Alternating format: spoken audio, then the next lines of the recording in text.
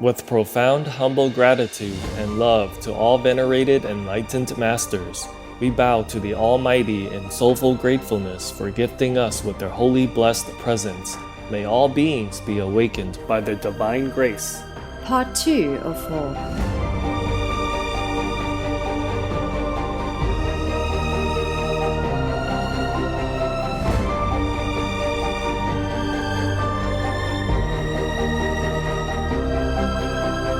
Etc.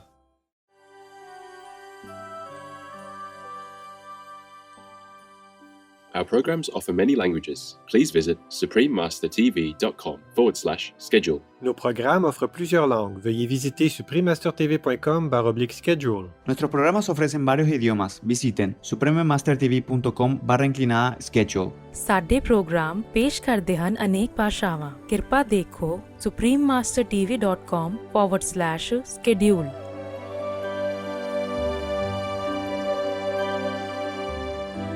You appreciate that all the values, treasure of your spiritual act come from God, and your heart rests in the source from which all that is good in you comes.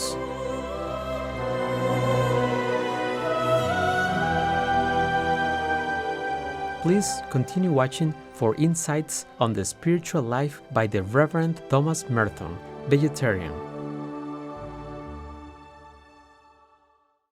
World Vegan, World Peace, you help to make it.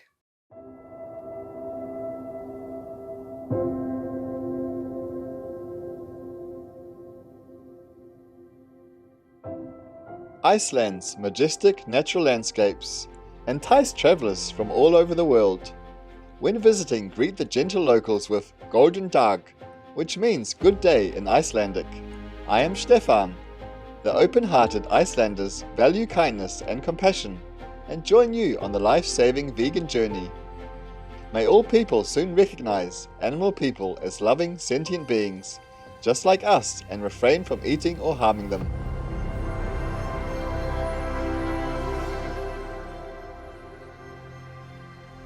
Welcome to Living in God's Grace, from Thoughts in Solitude, by the Reverend Thomas Merton, vegetarian. Part 1 of 2, on Words of Wisdom. The Reverend Thomas Merton, an important Catholic mystic and spiritual thinker, was born in 1915 to an American mother and a New Zealand father. The many life situations he encountered in his youth led him to explore religion and spirituality, and eventually to devote his life to God by becoming a monk and later a deacon at the Abbey of Gethsemani, a part of the Order of Trappists in Kentucky, USA. He also enjoyed living alone in a hermitage in the monastery's wilderness area. During his monastic life, Thomas Merton developed his writing talent by translating religious texts and writing biographies. He also penned poetry, as well as books and articles on topics ranging from spirituality to social justice and peace. One of Merton's most famous statements was, "For me to be a saint means to be myself. Therefore the problem of sanctity and salvation is in fact the problem of finding out who I am, and of discovering my true self." He also said, "We are living in a world that is absolutely transparent, and God is shining through it all the time. This is not just a nice story or a fable, it is true." Believing in the equality of all religions, Thomas Merton became deeply interested in Eastern traditions in the later years of his life. He also held lively discourses with His Holiness the 14th Dalai Lama. Today, the life and works of the wise Reverend are still studied at the Thomas Merton Center in Kentucky, USA, and the International Thomas Merton Society. Today, we will present selections from Thomas Merton's book, Thoughts in Solitude, where the wise Reverend tells us the way to be more connected with God. Part 2. The Love of Solitude, Chapter 15. As soon as you are really alone, you are with God. Some people live for God, some live with God, some live in God.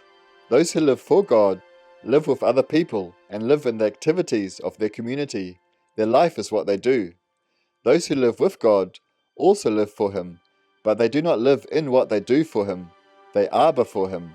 Their life is to reflect Him by their own simplicity and by the perfection of His being reflected in their poverty. Those who live in God do not live with other humans or in themselves, still less in what they do, for He does all things in them.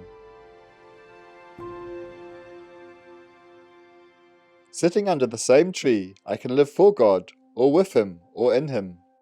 If I were writing this for Him, it would not be enough. To live with Him, it is necessary to refrain constantly from speech and to moderate our desires of communication with humans, even about God. Yet it is not hard to commune at the same time with other humans and with Him, as long as we find them in Him. Solitary life, essentially the most simple, common life prepares for it insofar as we find God in the simplicity of common life, then seek Him more and find Him better in the greater simplicity of solitude. But if our community life is intensely complicated through our own fault, we are likely to become even more complicated in solitude. Do not flee to solitude from the community. Find God first in the community, then He will lead you to solitude. A human cannot understand the true value of silence unless he has a real respect for the validity of language, for the reality which is expressible in language is found face to face and without medium in silence. Nor would we find this reality in itself, that is to say, in its own silence, unless we were first brought there by language. Chapter 16. We find God in our own being, which is the mirror of God. But how do we find our being? Actions are the doors and windows of being. Unless we act, we have no way of knowing what we are. And the experience of our existence is impossible without some experience of knowing or some experience of experience. Hence, we cannot find the depths of our being by renouncing all activity. If we renounce spiritual activity, we can relapse into a certain darkness and peace. But it is the darkness and peace of the flesh. We feel that we are, but the being which we experience is the being of the flesh only, and if we sleep in this darkness and fall in love with its sweetness, we will wake up to perform the works of the flesh. Hence, to find our spiritual being, we must travel down the path made by our spiritual activity. But when we act according to grace, our actions are not ours alone, they belong to God. If we follow them to their source, we will become at least potentially capable of an experience of God, for His actions in us reveal His being in us. The whole of life is to spiritualize our activities by humility and faith, to silence our nature by charity. To go out of ourselves is to act at the very summit of our being, not moved by our own nature, but moved by God, who is at once infinitely above us and who yet dwells in the depths of our being. To rest from this action, I mean to taste the fruit of this action, is to rest in the being of God, above our own being. Where your treasure is, there your heart is also. You appreciate that all the values, treasure, of your spiritual act come from God, and your heart rests in the source from which all that is good in you comes. You do not possess your being in yourself, but only in Him from whom it springs. By faith, I find my own true being in God. A perfect act of faith should, at the same time, be a perfect act of humility. God does not tell His purest secrets to one who is prepared to reveal them. He has secrets which He tells to those who will communicate some idea of them to others, but these secrets are the common property of many. He has other secrets which cannot be told. The mere desire to tell them makes us incapable of receiving them. The greatest of God's secrets is God Himself. He waits to communicate Himself to me in a way that I can never express to others or even think about coherently to myself. I must desire it in silence. It is for this that I must leave all things.